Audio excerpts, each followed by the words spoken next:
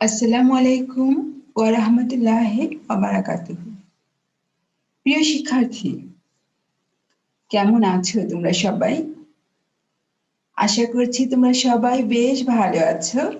আজকের অনলাইন ক্লাসে তোমাদের সাথে আছি আমি আফরোজা শারমিন, প্রভাষক আইসিটি, চান্দনা উচ্চ বিদ্যালয় ও কলেজ। প্রিয় শিক্ষার্থী, আজকে আমাদের আলোচনার বিষয় বায়োমেট্রিক্স। প্রথমে আমরা দেখে নেই এই বায়োমেট্রিক্স শব্দটির উৎপত্তি কোথা থেকে। গ্রিক শব্দ বায়ো অর্থাৎ লাইফ ও ম্যাট্রিক অর্থাৎ টু মেজার থেকে উৎপত্তি হয়েছে এই বায়োমেট্রিক্স শব্দটি। বায়োমেট্রিক্স হলো এমন একটি প্রযুক্তি যেখানে কোনো ব্যক্তির দেহের গঠন এবং আচরণগত বৈশিষ্ট্যের উপর ভিত্তি করে তাকে অদ্বিতীয়ভাবে চিহ্নিত বা শনাক্তকরণ করা হয়। দেখো এখানে আমরা কি বলছি, বায়োমেট্রিক্স হচ্ছে একটি প্রযুক্তি যেখানে কোনো ব্যক্তির দেহের গঠন অর্থাৎ একজন মানুষের শরীরের গঠনে এমন এমন কিছু ইউনিক বা অদ্বিতীয় অঙ্গ রয়েছে যে অঙ্গগুলো একজন মানুষের সাথে অন্য আরেকজন মানুষের সাথে কখনোই হুবহু মিলে যাবে না। এগুলো নিয়ে আমরা পরবর্তীতে বিস্তারিত আলোচনা করব। এবং আরেকটি বলা হচ্ছে যে আচরণগত বৈশিষ্ট্য। আচরণগত বৈশিষ্ট্যের মধ্যে প্রথমে আছে যে আমি কথা বলছি, ভয়েস রিকগনিশন। আমার কথার সাথে পুরো পৃথিবীতে যত লোক রয়েছে, পুরো পৃথিবীতে লোকের সংখ্যা কত? প্রায় 700 কোটির মতো, তাই না?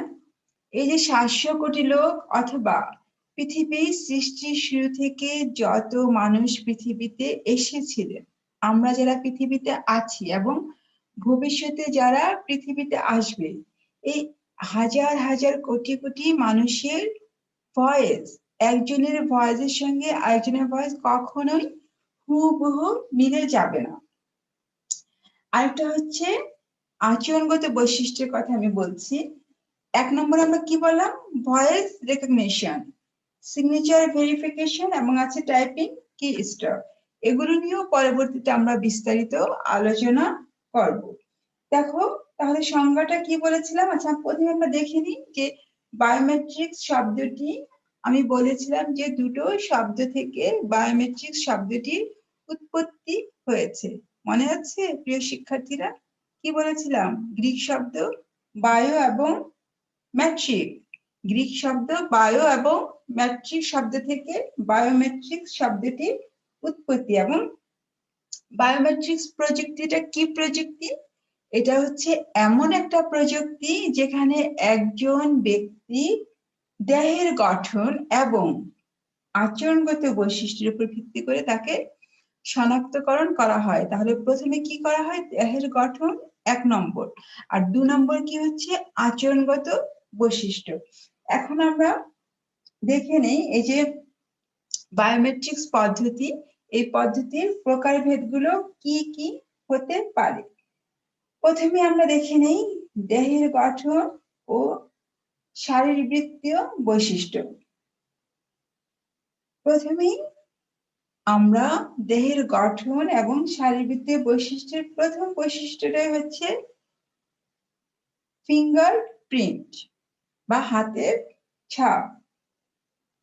দ্বিতীয়ত হচ্ছে হ্যান্ড জিওমেট্রি। 3 নম্বরে আছে আইরিশ এবং রেটিনা স্ক্যান। 4-এ আছে ফেস রিকগনিশন এবং পঞ্চমে রয়েছে ডিএনএ। এখন দেখো আমরা প্রথমে আলোচনা করেছিলাম আঙ্গুলের ছাপ বা টিপসই বা ফিঙ্গারপ্রিন্ট নিয়ে। আমি প্রথমেই বলেছিলাম যে মানুষ, এই যে আমরা মানুষ সৃষ্টির সেরা জীব, আশরাফুল মাখলুকাত, সৃষ্টিকর্তা প্রতিটি মানুষের আঙ্গুলের ছাপে ভিন্নতা দিয়েছে। মানুষের আঙ্গুলের ছাপ বা টিপসই অদ্বিতীয় অর্থাৎ একজন মানুষের আঙুলের ছাপ বা টিপসই অন্য কোনো মানুষের আঙুলের ছাপ বা টিপসের সাথে কখনোই মিলে যাবে না। এবং এই যে ফিঙ্গারপ্রিন্ট রিডার হচ্ছে বহুল ব্যবহৃত একটি বায়োমেট্রিক ডিভাইস, সবচেয়ে বেশি ব্যবহৃত একটি বায়োমেট্রিক ডিভাইস, যার সাহায্যে মানুষের আঙুলের ছাপ বা টিপসইকে ইনপুট হিসাবে গ্রহণ করে তা পূর্ব থেকে সংরক্ষিত আঙুলের ছাপ বা টিপসইয়ের সাথে মিলিয়ে পরীক্ষা করা হয়। ফিঙ্গারপ্রিন্ট বা টিপসই বা আঙুলের ছাপ, এটাকে বলা হচ্ছে এটা বহুল ব্যবহৃত একটি বায়োমেট্রিক পদ্ধতি। এরপরে এর কিছু অসুবিধাও রয়েছে এবং সুবিধাও রয়েছে। আমরা প্রথমে সুবিধাটুকু দেখে নিই। এই পদ্ধতিতে খরচ তুলনামূলকভাবে কম হয় এবং শনাক্তকরণের জন্য সময় লাগে খুবই কম এবং সফলতার পরিমাণ প্রায় শতভাগ। তাহলে 1 নম্বরে কি বলেছি, যে খরচ তুলনামূলকভাবে খুবই কম। 2 নম্বর, শনাক্তকরণের জন্য, আইডেন্টিফিকেশনের জন্য সময় লাগে খুবই কম এবং এতে সফলতার পরিমাণ প্রায় শতভাগ। কিছু অসুবিধা রয়েছে। অসুবিধার মধ্যে 1 নম্বরে হচ্ছে অনেক সময় দেখা যায় আমাদের আঙ্গুলে ময়লা লেগে থাকে। কোনো কাজ হয়তো করেছি, আঙ্গুলে কিছুটা ময়লা লেগে আছে। যখন ময়লা লেগে থাকে তখন আমরা যখন রিডারে দিব হাতটা, অনেক সময় সে আমাদের আইডেন্টিফিকেশন বা ভেরিফিকেশন সঠিকভাবে নাও করতে পারে। অনেক সময় আঙ্গুলগুলো শুষ্ক হয়ে যায়, শীতকালে যেটা হয়, এবং অনেক সময় দেখা যায় কখনো কোনো আস্তর লাগানো থাকতে পারে। সে এসব ক্ষেত্রে রিডার সঠিকভাবে ব্যক্তি শনাক্তকরণ করতে পারে না এবং ছোট বাচ্চাদের জন্য এই প্রযুক্তি উপযুক্ত নয়। কেন বলতো? কারণ বাচ্চাদের হাতের ছাপ খুব দ্রুত বৃদ্ধিজনিত পরিবর্তন হয়। এখন আমরা দেখে নেই ফেস রিকগনিশন।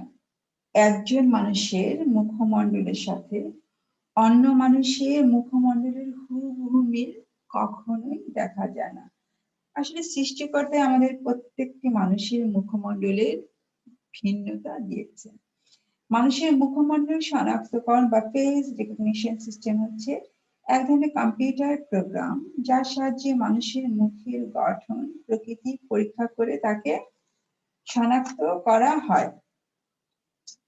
এই পদ্ধতির মাধ্যমে কোনো ব্যবহারকারীর সরাসরি মুখের ছবিকে কম্পিউটারে সংরক্ষিত ছবির সাথে তুলনা করা হয় এবং এখানে শনাক্তকরণের জন্য দুই চোখের মধ্যবর্তী দূরত্ব, নাকের দৈর্ঘ্য এবং ব্যাস, চোয়ালের কৌণিক পরিমাণ ইত্যাদি পরিমাপের মাধ্যমে কোনো ব্যক্তিকে শনাক্তকরণের কাজ সম্পন্ন করা হয়।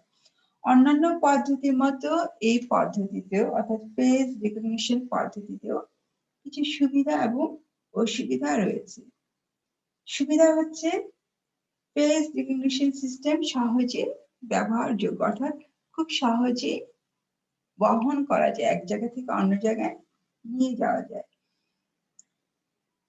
সঠিক ফলাফল পাওয়া যায়। আগেরটাকে আমরা দেখেছি ফিঙ্গারপ্রিন্টে যে সফলতার পরিমাণ প্রায় শতভাগ, এখানেও তাই, সঠিক ফলাফল পাওয়া যায়।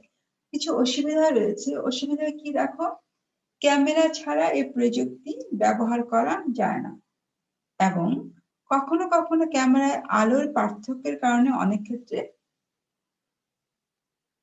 শনাক্তকরণের ক্ষেত্রে জটিলতার সৃষ্টি হয়। এছাড়া চুলের স্টাইল পরিবর্তন, মেকআপ ব্যবহার, গহনার ব্যবহার ইত্যাদি মুখমণ্ডল শনাক্তকরণকে কিছুটা ব্যাহত বা বিঘ্ন করে। এখন আমরা দেখে নিই, চলো, হ্যান্ড জিওমেট্রি।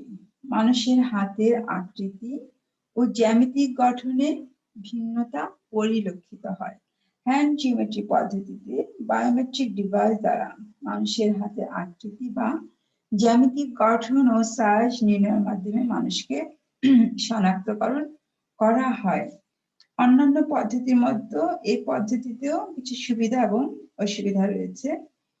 ব্যবহারকারীদের জন্য এই পদ্ধতি ব্যবহার করা তুলনামূলকভাবে সহজ, কারণ হাতটি একটি নির্দিষ্ট স্থানে রাখা ব্যতীত অন্য কোনো কিছুই করার প্রয়োজন হয় না এবং সিস্টেমে খুব অল্প মেমোরির প্রয়োজন হয়।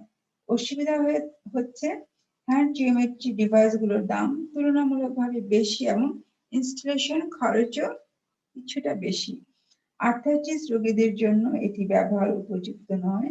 শনাক্তকরণের ফলাফলের সূক্ষ্মতা হাতের আঙুলের ছাপ বা ফিঙ্গারপ্রিন্ট থেকে তুলনামূলকভাবে কম। অর্থাৎ আমরা প্রথমে দেখেছি ফিঙ্গারপ্রিন্ট এবং দ্বিতীয় দেখেছি ফেস রিকগনিশন। ওখানে কিন্তু আমরা বলেছি যে ফলাফলের সূক্ষ্মতা বা ফলাফলের পরিমাণ, সফলতার পরিমাণ প্রায় 100%। এখানে বলা হচ্ছে কি আর হ্যান্ড জিওমেট্রি যে ফলাফলের সূক্ষ্মতা হাতের আঙ্গুলের ছাপ, ফিঙ্গারপ্রিন্ট বা ফেস রিকগনিশন চেয়ে তুলনামূলকভাবে কম। এরপর আমরা দেখিনি আইরিশ এবং রেটিনা স্ক্যান। বায়োমেট্রিক্স প্রযুক্তিতে শনাক্তকরণের জন্য মানুষের চোখের আইরিশকে আদর্শ অঙ্গ হিসাবে গ্রহণ করা হয়। একজন মানুষের চোখের আইরিশ বা চোখের তারার দৃশ্যমান রঙের অংশ অপর কোনো মানুষের চোখের আইরিশের প্যাটার্নের সাথে কখনোই মিলবে না। এটি অদ্বিতীয়, স্থায়ী এবং দৃশ্যমান।